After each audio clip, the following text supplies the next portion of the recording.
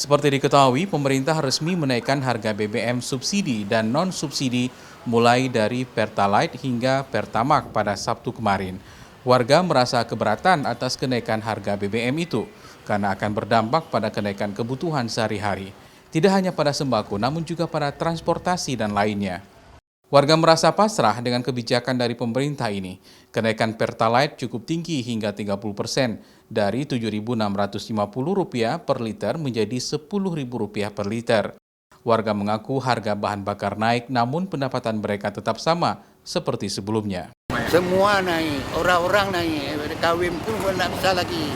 Bapak ada satu mau kawin, maharnya mahal. Ya, udah naik semua apa? Udahlah gitu-gitu aja. Berat sedikit Pak. Ya, kenapa Pak? Kenapa? Berantaran biasanya taruh 15.000 buat cair berat sedikit. Ini sekarang 15.000 setengah liter deh. Jadi, kekurangannya banyak Pak. Warga berharap pemerintah bisa kembali menurunkan harga seperti semula. Kenaikan harga BBM akan berdampak kepada kenaikan harga barang lainnya, pun demikian warga pasrah dengan keputusan pemerintah ini. Mustajab, Kompas TV, Banda Aceh.